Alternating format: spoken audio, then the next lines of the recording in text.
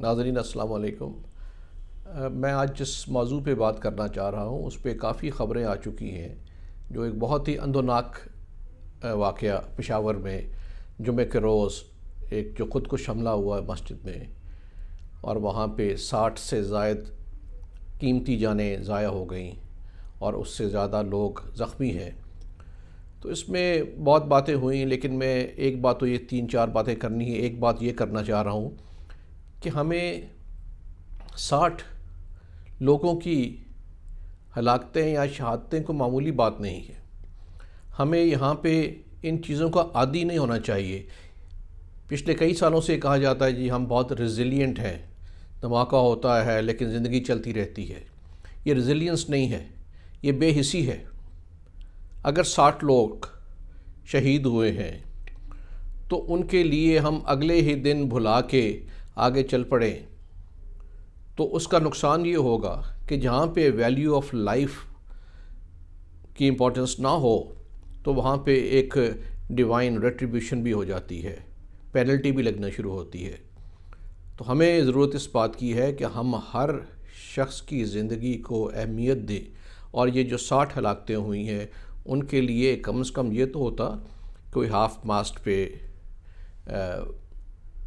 National flag چلا جاتا، کوئی ہر روز آ کے انٹیریئر منسٹر جو اول پھول ادھر کی باتیں کرتے ہیں وہ آ کے بریفنگز دیتے ہیں کہ کیا ڈیولپمنٹ ہوئی ہے انویسٹیگیشن میں۔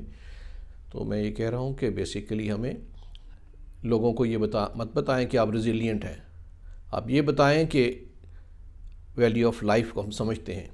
تو ایک بہت ہی اہم مسئلہ یہ ہے اور یہ بات سمجھنے کی ہے۔ دوسری بات جو میں کرنا چاہ رہا ہوں کہ یہاں پہ ٹیررزم آلریڈی پھیل رہا تھا، آلریڈی موجود تھا۔ تو میں جب کہوں گا کہ یہ انٹیلیجنس فیلئر ہے تو بہت لوگ اس پہ ناراض بھی ہوتے ہیں کہ جی کیوں کہا گیا۔ یہ کوئی ڈھکی چھپی بات نہیں ہے۔ اگر اس ایریا میں خاص طور پہ کے پی ایریا میں ٹیررزم ہو رہا ہے تو یہ کیوں پہلے اس کی پراپر اطلاع نہیں تھی؟ تو دس از این انٹیلیجنس فیلئر۔ تو انٹیلیجنس اداروں کو بھی اپنے آپ کو دیکھنا چاہیے، اپنی اسٹریٹجیز کو ریویو کرنا چاہیے، اپنے اہداف کو ریویو کرنا چاہیے۔ اور ساتھ میں یہ کہوں گا کہ کافی عرصے سے جو پولیس مین ہیں وہ شہید ہوتے آ رہے ہیں، ان کو ٹارگٹ کلنگ کی جا رہی ہے۔ یہ امام بارگاہ تھی، اگر وہاں پہ آپ کی تھریٹ اسسمنٹ کیا تھی پولیس کی کہ کس قسم کا حملہ ہو سکتا ہے وہاں پہ؟ اگر یہ اسسمنٹ تھی کہ وہاں پہ سوسائڈ اٹیک ہوگا یا گن اینڈ گرنیڈ اٹیک ہوگا تو کیا آپ نے یہ جو سیکیورٹی وہاں پہ لگائی یہ کافی تھی؟ اور خاص طور پہ جس طریقے سے لگائی، کیا وہ اس میں کوئی رسپانسبلٹی کا عنصر نظر آتا ہے؟ گیٹ کے اوپر 2 جوان کھڑے کر دیے، جس کو آتے ہی ایک شخص نے اپنی پسٹل سے ہی شوٹ ڈاؤن کر دیا۔